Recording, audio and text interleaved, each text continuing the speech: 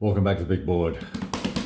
So I have not really been doing very many of these shrink rip things, but today we're going to do something a little more in depth than just a shrink rip. I hope, if I can keep most of the rules straight that I've had a look at. I wanted to let you have a look at the game, and mainly because, and this is all pre-play, mind you, but this is one of the best production quality titles that I've received in a long time. Hang on, I've got a telephone call. All right. I know we just got started, but I have no idea where we were because I've been on the phone for the last 20 minutes. All right, let's see. Impressive production quality. Haven't played it yet, read the rules, had a good look at everything.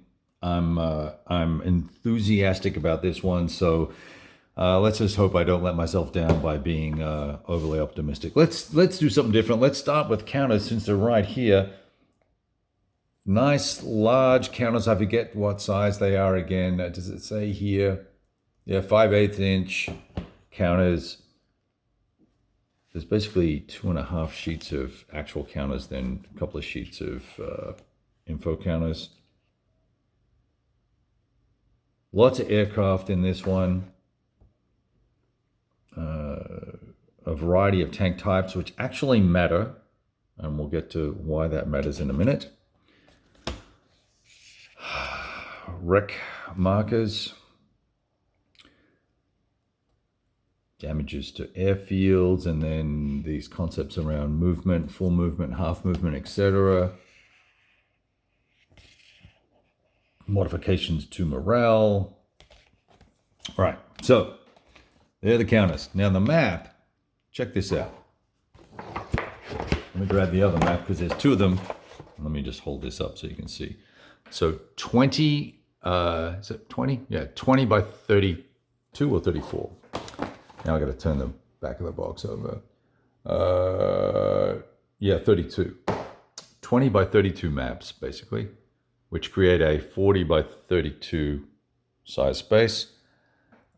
Really nice palette. It's subtle. It's not in your face. No garish colors. Lots of detail on here. Clear to read. Really like the map. Love the box art too, by the way. I mean, just check the box art out. I was just so impressed with this. It looks like it's a digital piece of art that someone's done and drawn up. Or maybe it's one of those outlines over it, an actual tank. I don't know. But whoever did the art, there's no credit for it that I could find in the rules. I was actually trying to find that. But it's very impressive. It really gives you a feel for the situation. So I like that. Back of the box has got nice little outline and all the rest of it. Nice, sturdy, high gloss box and all that sort of good stuff. So let me show you this map. The thickness of the stock, right? We're dealing with almost like a cardboard quality stock, and none of those issues with the seams where the ink is gonna run or crack. You know how it cracks, not runs, but cracks and peels away. I hate that in maps. My most despised thing about maps. Nice, and it actually folds out pretty flat. I saw someone say that they were going to have to put this under Plex. You can, but if you fold these folds down, it sits down really nicely. This has been sitting out overnight. I mean, I haven't folded this little fold here. I missed it last night off frame. You can't see it, but that's not too bad. And this has got almost a laminate texture to it. So I'm going to guess water and fluids on this will not be an issue, but don't sue me if I'm wrong. Nice big full format 11 by 17 page for the expanded sequence of play. There are 3 phases to a 1-day turn. And I say 3 phases, 3 active phases, right? So, and really all the action occurs in the AM and PM, obviously, but the dawn phase is where you're going to do all your refitting and repairing tank wrecks. And yes, you repair tank wrecks, right? And you do tank recovery and all that sort of good stuff. And in the dusk phase, you're going to look for just some various bits and pieces. It's pretty, pretty minor air-based repairs. The meat of the game, once you go through the air planning, and I want to show you some of the stuff on the air game, so we'll wait on that. But the meat of the game is really this operations phase, and that's a chit pool based by formation activation system. And so you're going to have chits in for each formation that's on the map or coming on the map. You're going to pull that chit. It's going to allow you to activate each individual unit as you see fit, when you see fit. You may decide to fight first, then move. You may decide to move, then fight. You may be doing overruns. There's all sorts of activities that can go on. You can, move a unit, fight. It may end its activity there. Next unit can come along and it can fight that same unit that's been forced back or sitting in place, and you can attack it. So you can get this kind of cascading effect going on. So it's very similar to. And please don't get angry when I say this, the mechanism for activation and the way you use the units is very similar in my mind to something like World at War 85. If I was going to use a corollary, something was similar in that you can move and shoot and do whatever you want in whatever sequence you wish, right? There's other games do the same sort of thing, but this in particular, given once you actually get down into the artillery phases and then the AT gun activities and stuff like that, it gets a little more unique, I guess I'll say. All right, reserves are important. Each side's going to have reserves by tank type that I mentioned earlier. So we've got your Panzer IVs and IIIs and Matildas and Grants and Crusaders and all the little cute little Italian tanks, the M13s, etc. Holding boxes and die rolls for recovery, nice and slick and clean. I think the Allies, without looking at it, is it on here? Yes, 0 through 5 for Allied and Italian repairs. Will give you a step back, and then 0 through 6 for the Germans, I think it is. Yeah, 0 through 6. So I like that. Now this, I guess you can cut these out if you want. I'm playing solo, so I'm not going to worry about it, but this is basically a screen. So you fold this over here and let it stand up like this. Cut it along this line here. Yeah, easy enough. Whatever, won't be doing that. Fall of Tobruk Player Aid, second one. It's on the other side for the first one. There's the tech, command control tables, which is going to give you your impulses per formation, right? So that's another important factor here. So how often all these units are going to get to activate. Stacking matters a lot in this game. Minefields are super important in this game. Obviously, we're dealing with Tobruk. Morale checks are also a significant factor as well. On the flip side, you've got a complex. You've got what looks to be a relatively complex CRT here, but basically our results are broken up by air and artillery, and then typical ground combat, right? And depending on the odds, which is a function of attack and defense factors, both hard and soft, you're going to receive either a light, medium, or heavy result. And depending on the morale value of the units will determine what type of, whether or not you suffer a result. And then you're going to pop 2 dice, and you'll see what the disruption result will be and what the retreat result will be, right? Same concept for close combat, but a different resolution, a slightly different resolution procedure, right? All your modifiers are here on the chart. So I think what I'm going to do, because I believe I've got the time here, I'm going to try and set up some units and run through a couple of combats and work through those in my mind. and physically rolling the dice here and actually see how that all works, because that's kind of the meat of the game.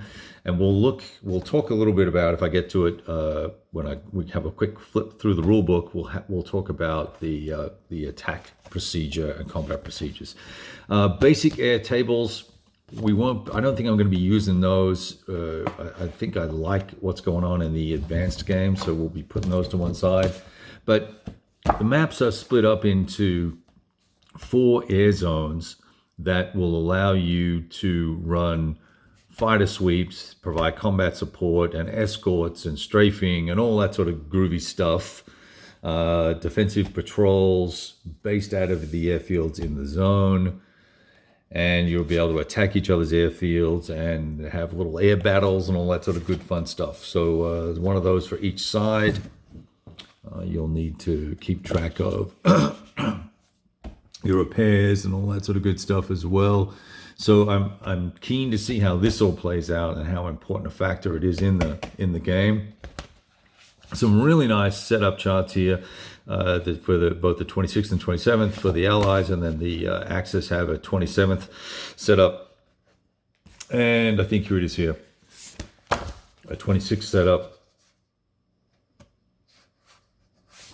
So there we go. There's that.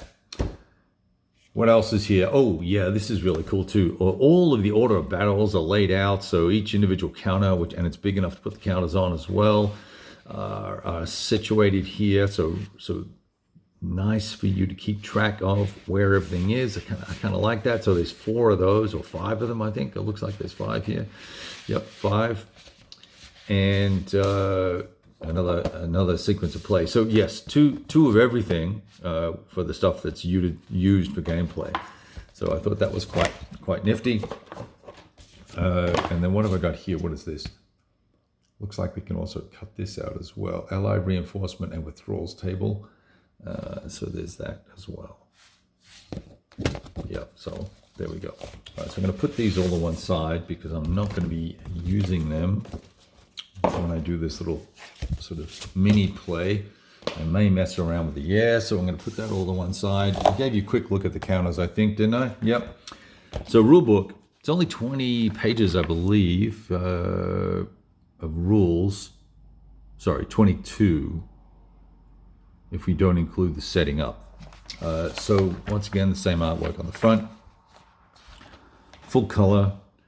It's got a high gloss finish to it. Pretty nice paper.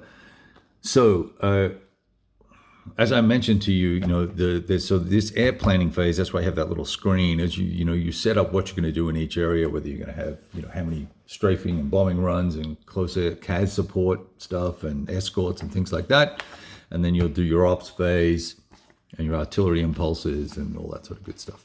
And we'll have a look at the combat in a second. There's a concept here with movement for zones of control that there are both heavy and light zones of control, so HZOCs and light ZOCs, LZOCs, and that's going to be a function of the type of units and number of steps that are in a given hex. Let's see. So yeah, stacking can the counters have the stacking points on them. So this is 4 stacking points. There's a company of 1 stacking point, right? So these are all tank companies here. So that's pretty nifty. Oh, I guess I probably should tell you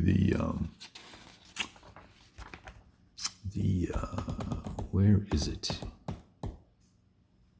Obviously it's 1-day turns, but I'm trying to look and see if I've got handily can find the hex scale, which is probably on the back here. Somewhere, he said. Here we go. Battalions and companies for unit scale, map scale, 1.5 miles to the hex. I would have said 1 mile, so I'm glad I corrected myself and took a moment. So I mentioned stacking.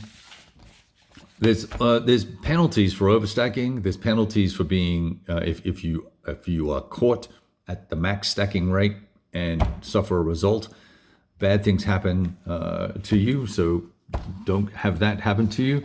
Weather plays an important part. I know in most games everyone goes, well, there's clear weather, right? In the African front. In this particular instance, you're going to have both clear weather, haze, and of course sandstorms, sin weather, which is going to impact your visibility, combat, and obviously the air effects as well.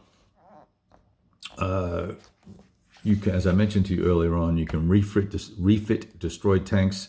There's a reserve tank concept, and then tank wrecks and repairs concepts as well. I don't need to spend too much time on the air war because I really didn't read the air rules in detail yet. I have just skim-read these rules. Activation, headquarters, and formation activation are a key part of making the game work for you. So you're going to need to be on top of all that. Artillery is important as well. Along with the air missions, of course, there's nice details on how that all works. Once, if artillery moves less than half of its movement points, for instance, it's going to use half of its combat power. If it doesn't move at all, it'll use full combat power. If it moves more than half, it obviously can't fire in that turn. So, air damage, movement markers, combat. Now, here's the thing that's interesting, right? In combat, so you're going to have an anti-tank fire segment, and there's going to be this idea that, let's just adjust the camera a little bit, that those that get to fire first, then the simultaneous fire, then there's a procedure for anti-tank fire, which we don't need to get into because we're going to do some specific video on that in a little bit. Armor overruns, then your regular or standard combat procedures here, and you can see it's all bullet pointed and labeled out, nice and clear. Combat results end up being a function of disruptions, and obviously more and morale checks down the bottom here as well. But multiple disruptions are going to eliminate you. Morale, so each unit has a morale class here, all right? G's and E's and A's and C's. And that's going to be modified over time as a function of disruption, losses, etc. And you'll be doing these morale checks, and it's going to show you what your current morale is, what the die roll is, then what the reduction is going to be. So if I'm currently at D and I suffer a C result, it means I'm going to drop down one morale level, which will have an impact in combat. Minefields are going to give you the ability to fire first with your AT guns, for instance. There's mine breaching, basic supply rules, nothing too onerous there, and then straight into victory conditions and scenarios and setup and all the abbreviations, and then a nice chart in the back or table in the back here defining what all the different characteristics are. Your parent formations, unit IDs, hard attack factors, soft attack factors, defense factors, movement allowances. You can read all that if I hold it still long enough. Fighter units. And then there's another interesting, you'll notice that these are different colors, right? So that's a function of your unit experience, or whether they're green or trained or regulars or veterans, as the case may be. Same goes for movement. Different colors represent different types of either wheeled, foot, or tracked. All the different aircraft and types and vehicles and types, which is good because I always get those little silhouettes wrong, as is my want. So there we have it. And then the different formations and their color stripes and all that sort of stuff. I'll show you the formation markers. They're right here. So you've got them down here, right? And I just punched out half a dozen counters. Well, that's awesome. So you can pop them back in here. And you've got these other supply markers and morale markers and good stuff like that. All right. So look, that's a quick look at the game. I'm enthusiastic about it. Let's hope that it all comes together and that the playtesting has been thorough and precise. If you're interested in sort of the genesis of the game and all the rest of it, I did do a designer deep dive with Chris Fawcett way back in the day. If you go onto the YouTube channel, you can find it in the, I think I've got a slot there for designer deep dives. You'll be able to find him in there. I'm not sure when that was, but it's quite a while ago. But check it out and see what you think, and I will let you know how things go once we get into it. All right, all the best.